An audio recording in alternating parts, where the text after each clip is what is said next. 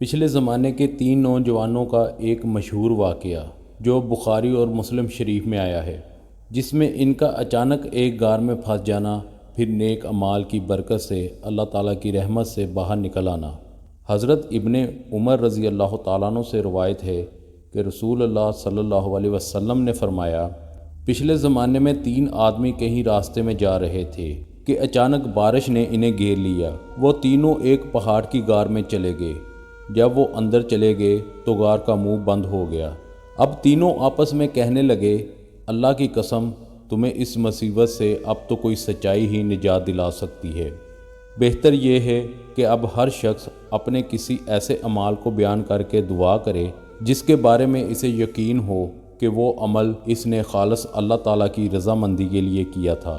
چنانچہ ان میں سے ایک نے اس طرح دعا کی، اے اللہ، تجھے خوب معلوم ہے میں نے ایک مزدور رکھا تھا جس نے ایک فرق یعنی 3 سا چاول کی اجرت پر میرا کام کیا، لیکن وہ شخص کسی وجہ سے غصے میں آ کر چلا گیا اور اپنے چاول چھوڑ گیا۔ میں نے اس ایک فرق چاول کو لیا اور کاشت کی، پھر اس سے اتنا کچھ ہو گیا کہ میں نے اس کی پیداوار سے گائیں اور بیل خرید لیے۔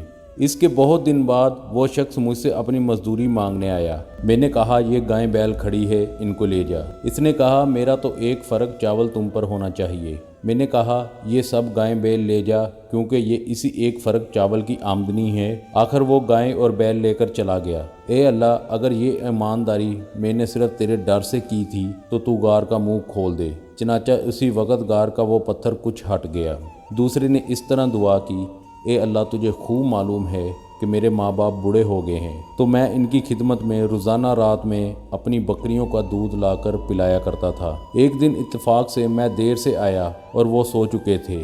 ادھر میرے بیوی بچے بھوک سے بلبلا رہے تھے، لیکن میری عادت تھی جب تک میں والدین کو دودھ نہ پلاؤں بیوی بچوں کو نہیں دیتا تھا۔ مجھے انہیں بیدار کرنا بھی پسند نہیں تھا اور نہ چھوڑنا، کیونکہ یہی ان کی غذا تھی۔ میں ان کا وہیں انتظار کرتا رہا یہاں تک کہ صبح ہو گئی۔ اگر میں نے یہ کام تیرے خوف کی وجہ سے کیا تھا تو ہماری مشکل کو دور کر دے۔ اسی وقت وہ پتھر کچھ اور ہٹ گیا اور آسمان نظر آنے لگا۔ تیسرے نے اس طرح دعا کی، اے اللہ، میری ایک چاچا زاد بہن تھی جو مجھے سب سے زیادہ محبوب تھی۔ میں نے ایک مرتبہ اس سے زنا کرنا چاہا، اس نے انکار کیا، مگر وہ کسی مجبوری سے اس شرط پر تیار ہو گئی کہ میں اسے 100 اشرفیاں لا کر دے دوں۔ میں نے یہ رقم حاصل کرنے کی کوشش کی، آخر کار مجھے مل گئی، تو میں اس کے پاس آیا اور وہ رقم اس کے حوالے کر دی۔ اس نے مجھے اپنے نفس پر قدرت دے دی۔ جب میں اس کے دونوں پاؤں کے درمیان بیٹھ گیا تو اس نے کہا، اللہ سے ڈر اور مہر کو بغیر حق کے نہ توڑ، اور میں کھڑا ہو گیا اور واپس چلا گیا اور 100 اشرفیاں بھی واپس نہیں لی۔ اگر میں نے یہ عمل تیرے خوف کی وجہ سے کیا تھا تو ہماری مشکل کو آسان کر دے۔